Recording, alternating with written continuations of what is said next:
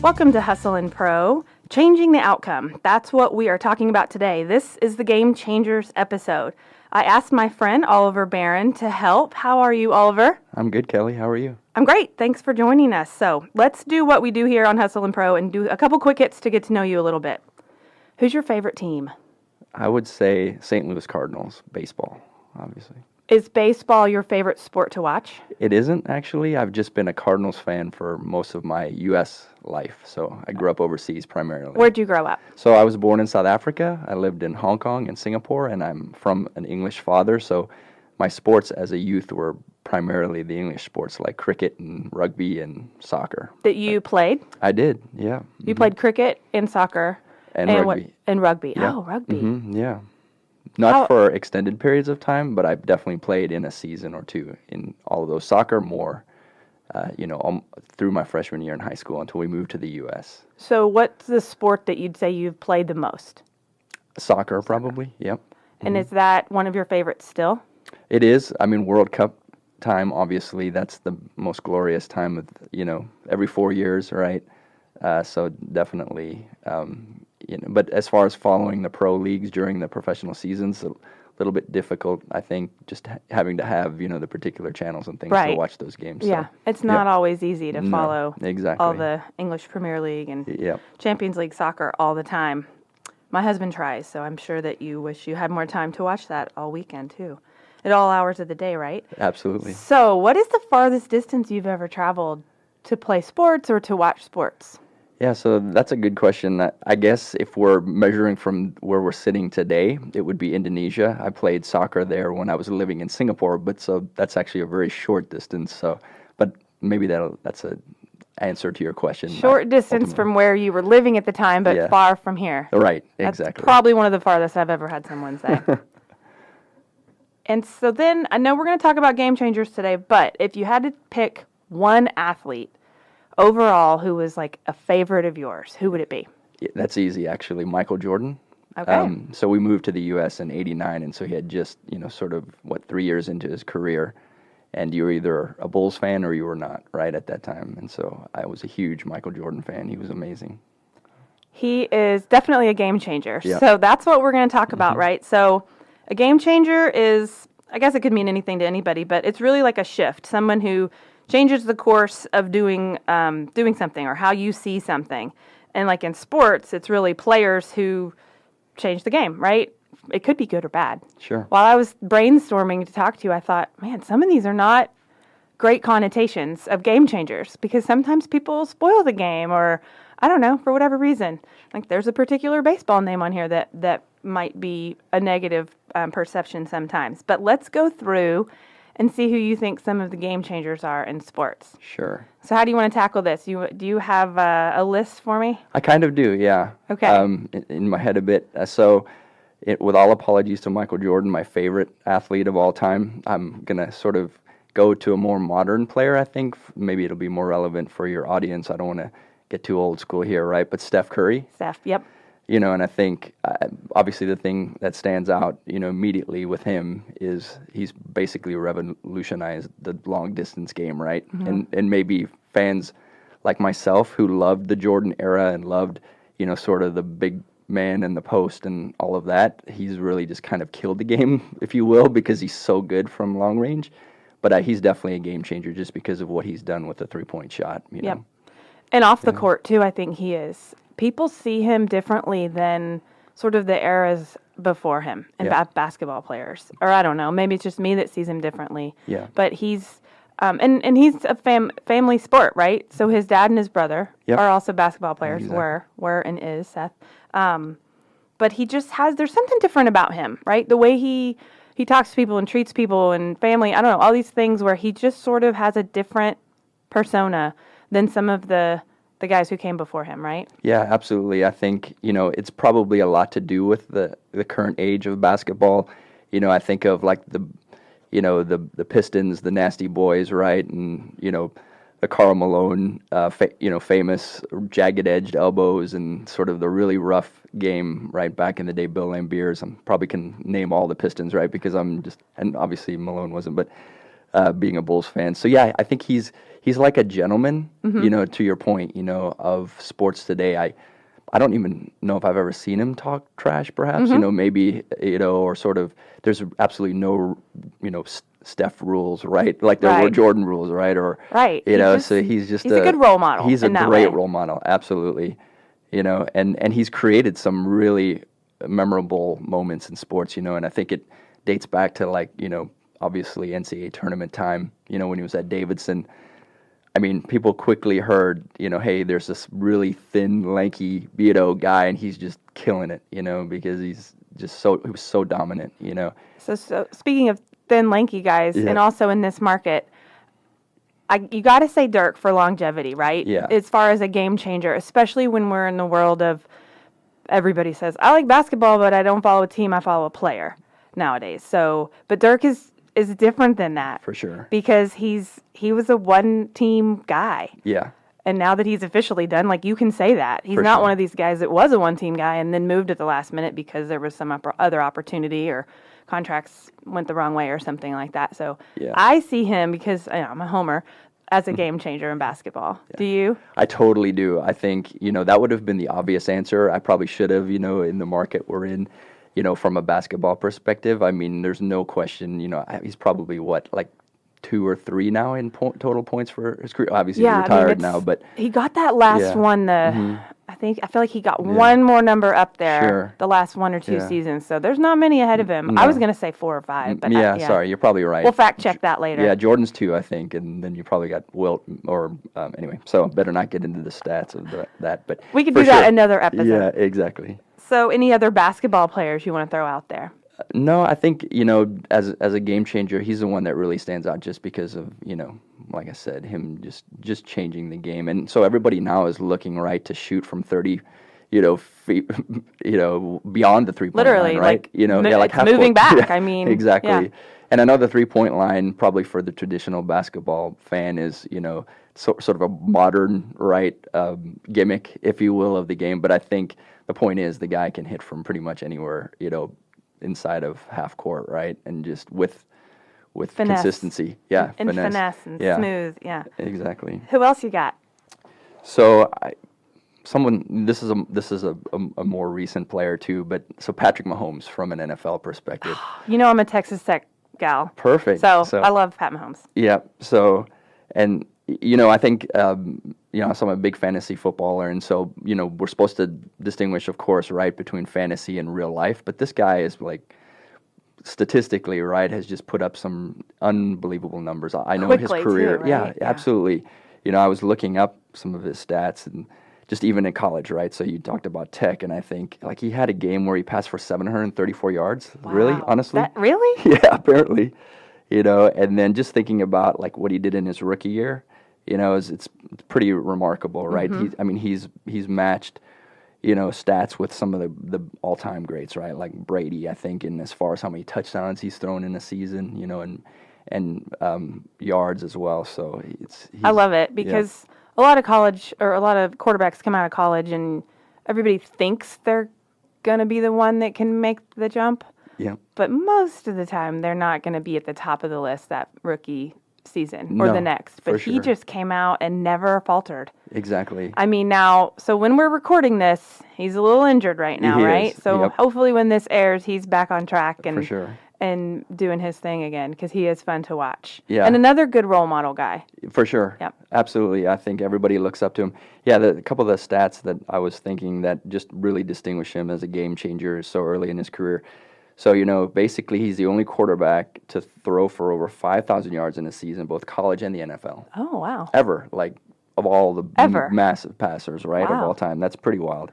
Thanks to that Texas Tech offense. No, that's true. That's not helpful. everybody had the chance to do that. Yeah. Exactly. And then, when I mentioned Brady and Manning, so the stats there are basically, they're the only players in NFL history to throw 50 touchdown passes in a single season. Oh, wow. So that's wild, right, for a guy who's just new to the league, right? Man. Think of what we're going to be saying about him in a few more years. Absolutely. Once he's had even more time to rack up those stats. So you mentioned somebody a couple times who's definitely on my game changers list for football. I mean, some people like him, some people don't, but it doesn't matter. Tom Brady is definitely up there, and just the amount of consistent, playing and winning. I mean, nobody else can win that as much as he does, and as long as he has. Without a doubt, His yeah. secretive anti-aging tricks. Exactly. Yeah, it's amazing. He's a better athlete now than basically when he was in the combine, right? They have that really fantastic footage of him running, the 40 and slower than some of the offensive linemen, or whatever the, dig was on him that made him fall so far, right? And now I think, he's on, I don't know if he's on like an all plant-based diet and stuff, but the guy's a specimen, right, for how to do health it, yeah. And maybe longevity. he was like a pool shark. Maybe he threw his combines and everything back then just so he could come back and surprise everybody. There you go. Yeah, exactly. Well, in talking about him, I do think game changer wise in the sport of football, back to longevity, is Belichick.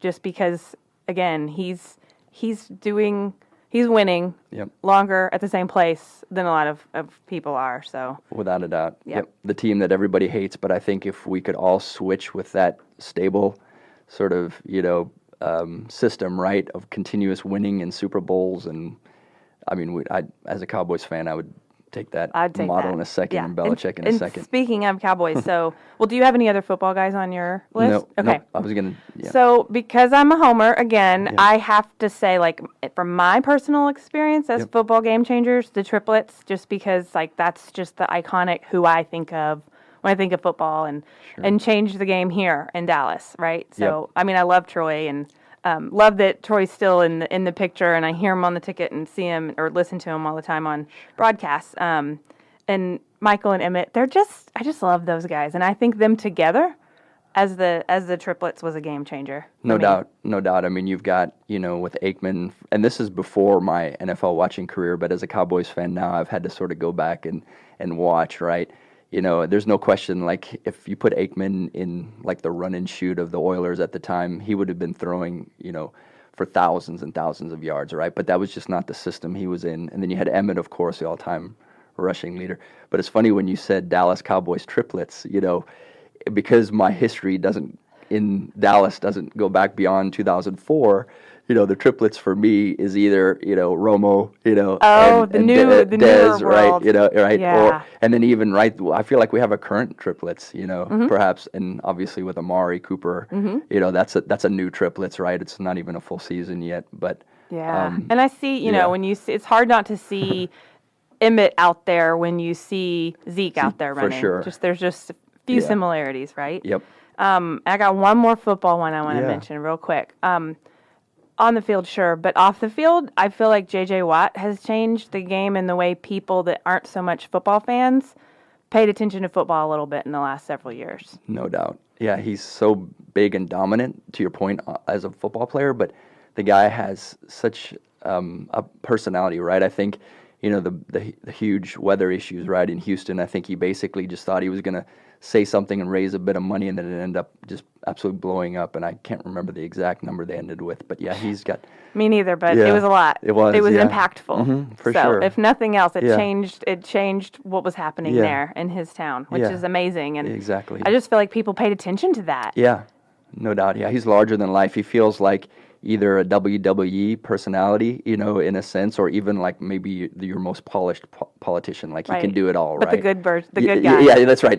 The one with character, if there is one. Right. So, okay, who's next on your list? Yeah, so this one for me, so I wanted to try to get to a lot of the sports that I love and follow. So Serena Williams, I think, and so when I followed tennis my whole life. I didn't mention it as a sport that I actually played, but I did play tennis, and so I've followed it probably, definitely my entire life. And so when I think about her, when I started watching tennis, it was kind of like when you get to around the age of 27, Martina Navratilova notwithstanding, 27, 28, 29, you're kind of towards the end of your tennis career, but she's just totally blown that theory out of the water, right? She's winning tournaments in her, mid-30s. She won an Australian Open, 2 months pregnant, right? And then her stats speak for themselves. She's just got unbelievable, sort of statistics, right? And I would think do you have statistics? I do. Go for it. Okay. No, so some of the things I was looking at, is so this speaking to her longevity. We could go to almost any category of how what a game changer she is. But, she's won a slam in 3 different decades. Oh, Like a wow. grand slam in 3 different And we're about decades. to join start a new decade. I know. She could- she'll do it for sure. She's Yeah. at the top of her game. Yeah, no Wow, question. that's yeah. amazing. Yeah, it really Especially for such a physical sport that wears your body down is. No like doubt. that. Yep, Wow. exactly. Yeah. The only thing I would add to that is changing the sport by way of audience. Yeah. And just opening it up to a whole new world of people It's true. that might not have been watching it before. Yeah, exactly. There's no question, I sadly I can recall, obviously there's been Arthur Ashe, and this may be where you were going, earlier in sort of, pivotal in changing the sports landscape. But I think, she absolutely, I think just, the type of player she is and some of the athletes we've mentioned too, sort of have a farther, like Steph too, they're almost like, sort of cultural figures, right? Too, that kind of make them even put that, sort of solidify their game changer. Yep. Like with Serena, I feel like yep. it's the girl power thing. Yeah, that's true too. There's probably way more little girls Yeah, really into tennis and watching tennis because of her Sure. than there ever have been. yeah. Which is awesome. Definitely a game changer. Who else you got? Yep. So this is probably a little bit of a homer pick. Well, not a little bit of a homer pick, but it definitely is. But I felt like I might need to educate some of your American League, Texas Ranger fans here. Oh, okay. And sadly, but this is probably going to be a little bit of a sore spot, right, when we think about World Series. But Albert Pujols. Mm-hmm. So Albert Pujols, being a huge Cardinals legend, right? But I think what people don't realize is some of the things that he had done in his career, like. In the first 10 years of his career, he basically hit 30 homers, 300 batting average, 100 RBIs for 10 straight, and 100 runs scored for 10 straight seasons, which Really? has not been eclipsed I didn't know that. or achieved by anybody. That's some consistency. Right? Yeah. That you don't see much with For that sure. much consistency. Absolutely. Batting 300 and what did you say, 30 home runs? Yeah, 30 home runs, more than 30 home runs every season in his first 10 seasons. Wow, because because people will get pops. Yeah. A few seasons here and there, but to have it that long, that's... Exactly. When did he finish playing? So he's still playing. He's with... Oh, yeah. Seriously? Yeah, the I Angels. thought he retired recently. No, yeah, so I think this may be his 19th season. He's basically, obviously there's a couple of steroid users ahead of him, right? And like homers and RBIs, A-Rod and Bonds, right? But he's basically in the top three, 5, let's say, in homers and RBIs and things of that nature. So he's definitely a game changer. Yeah. The way he hits too, I've read things about him too, where people have indicated, he's maybe one of the better hitters ever in history, and if there's some baseball fans, that are listening, they would know the stats, right? Like the WAR, the OPS, and some of the categories where he's just like pretty close to off the charts. Yeah, totally dominates, especially in this era as well, So I mean, he's in categories with like Babe Ruth, he's in categories with like Lou Gehrig, just some of the all-time greats. So awesome. Yeah, I didn't realize. Yeah. I never followed him that closely, so I didn't No. realize that he was that dominant. So I know you mentioned Barry Bonds, and so like I said earlier, not everybody's a game changer in the way you might want to think originally, but like I did think of Barry Bonds and Mark McGwire, just kind of back in the day, like that, just sort of catapulting home run competitions amongst each other in midseason, to really make people pay attention to that. Back when was that? I don't know. Like it's true. The 90s, maybe. Yeah, you might. I was like, you might not have lived here. I should. Yeah. And then I think of Pete Rose and folks like that have just changed how the game is, the competition of the game, and how the game is managed and coached and those kinds of things. So I think he's one. My first baseball on my baseball game changer list. My first one is Jackie Robinson. For sure. I just love Jackie Robinson's story, and every time I'm at the ballpark, I will never probably look up and see the 42 sign again. Hopefully they don't take that off. I don't know. Maybe they will. I don't know. But he's got his over third base foul line, I think, is his little placard. But I just like him as a a game-changing story in the history of the sport. For sure. And to your point with this number 42, I think it's been retired, right? Like, you can't wear it on it. This, may need to be fact-checked here, but I think it's been retired by all Major League Baseball teams, I'm going to think you're right. And my favorite day is Jackie Robinson Day on the baseball field when everybody's wearing 42. Yeah. You do a double take, and then you just realize, wow, I mean, that is how powerful his impact on the sport is. Absolutely. That everybody out there honors him all at the same time. No doubt. It's so cool. Mm-hmm. All right, what else? Who else? So probably, when we think about game changers, probably should, there needs to be names like Muhammad Ali and whatever, but Tiger Woods, I mean, just unbelievable player, right? I think, I'm not even a golf fan per se. I don't play, just don't have the patience, but he makes me want to be a golf fan, right? And obviously when he was sort of, down right in the middle back end of his career, right? It's like just people weren't watching the tournaments and stuff like they were when he was playing. So definitely a game changer. I think his sort of accomplishments early in his career speak for themselves. He's definitely in my mind a game changer. Yeah. For sure. Brought a whole new element, I think, to the sport, a new age group of people, and got everybody excited again watching what he was able to accomplish. And his story of being off and then being back on, and gosh, this last year, his last season. I mean, I know overall it's probably not what he wanted, but when he was competing to still stay in some of those majors, I mean, people were glued to the TV again just to see. I don't know if they're rooting against him or for him, doesn't matter. No. But they were watching. Yeah, exactly. And, when I think of Woods, I mean, we could go over all the great accomplishments of his career, but, it's that 2005 Masters where, it's the final round and, it's his iconic red shirt, right? It's the 16th hole, I think, and he's got a one-shot lead, basically, but, his opponent basically hit a tee shot that's, like, in the best position for him, right? And then Woods is, like, on the outside of the green. And it's just like this impossible trick shot that he has to basically hit. And I think, he chips it and hits it like 20 feet, right, north, or whatever, left of the hole, essentially. And then it just rolls and rolls and rolls and then sits on the lip, right?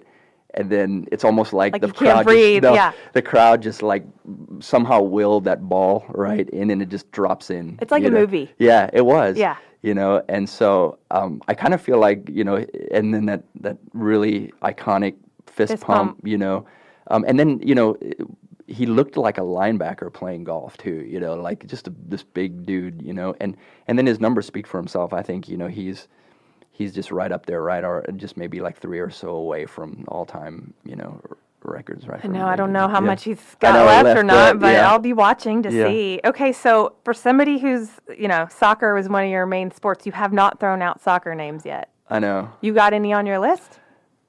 You go first. Surely. Well, I mean, mine is super obvious. Yeah. People like Messi. Yeah. Just because I love watching him play. Yeah. But I thought, well, let me go back and who else? And I am not the soccer. I don't know everything about everybody who's ever played soccer, so I don't even want to pretend that. But, like, people who I remember and, like, just play differently, like Ronaldinho, the way he just dribbles and play, like, all the more trickery and different things. But I just will never forget. I think you can go watch all the YouTube videos forever. I can watch him play. Yeah. And this is so, like, American, but David Beckham, like, when he came to the MLS, sure, it changed the way people in America, at least, started paying attention a little bit more. Yeah. I know it's still got a long ways to go, but that changed the American landscape of soccer, and it opened the gate for others to do the same. I mean, we went to a game in Frisco this year with Wayne Rooney, and I mean, almost every time somebody comes in now to Frisco to play FC Dallas, there's a really big international superstar on the other end of the bench, and they're done probably. Close to being done with their career, but they're still out there competing with our guys, and it's fun to watch. And so, I don't know. I think of Beckham as that game changer to bring people here, and then on the flip side, Pulisic bringing our players to Europe. And then I hope there's more FC Dallas guys that follow in his path, like I think Paxton Pomykal and some of my favorite guys here. But so Pulisic is kind of the most recent, but those are kind of my probably low-hanging fruit names. So who do you got? No, I unfortunately, I can't differ much. My dad's actually English, so I was trying to think of, he probably would want me to say, an English all-time great. My mom's German, and, one of the German players that sort of just, I think, recently retired, Bastian Schweinsteiger, I think was, just kind of a player that I really admired. I saw him score goals, that are just like were trick shots, right, in like big spots in like World Cups and things, but Lionel Messi, I know it's probably the easiest answer, but sure. It's amazing, sometimes when I see him dribbling the ball, I feel like, it's like trying to catch a chicken, on a soccer field. He's so elusive, so and quick. and so adept, with the ball. I can't recall if it was, sort of the last World Cup or not, but he basically was presented with like a really long field pass that he was able to sort of catch on his foot, right, and from like 30, 40 yards, right, and tap it in the goal, so he makes it look like nothing. Yeah, exactly. Which in reality is so incredibly hard to do. Exactly. He's the one that stands out for me, I think, and you could say Pele, and you can say so many other, but for sure, I agree with you on him. I really, he's kind of in a league of his own for myself. Yeah. And Beckham too. The whole bend it like Beckham, and somebody had said to me one time that they thought David Beckham was overrated, and I said, overrated because he looks like a GQ model, and, right? Because he's in the news a lot, and his wife. I right. mean, maybe they meant overdone, just overexposed. Perhaps. Yeah. But I think, if you're looking at him as maybe being, the best player, I don't know if people were saying he was necessarily the best player, but he was a complete player, and could play sort of, obviously in every facet of the game. So I think he's a game changer for sure, with what he's accomplished too. Me too. So, okay, do you have anybody else you need to get out there before we wrap up? That's all I had to get off my it. chest. Yep, that's... Yeah. We have some mutual game changers, of course, but then some that I hadn't thought of. So thanks for coming by today. You're welcome. Thank you, Kelly. And we can hop on again to cover fantasy football next fall, right? That'll work. To see who you've got going on there. Sure. And then what else were you saying? Oh, the Bulls. Yeah, we could anything. Yeah. I don't know how to talk Chicago basketball, but no, right? Yeah, we'll do that. I'll let you do that. Yeah, sure thing. Thanks, Kelly. Thank you for listening to Hustle and Pro today. So however you're listening to us, subscribe so that you will get alerted about our episodes each week.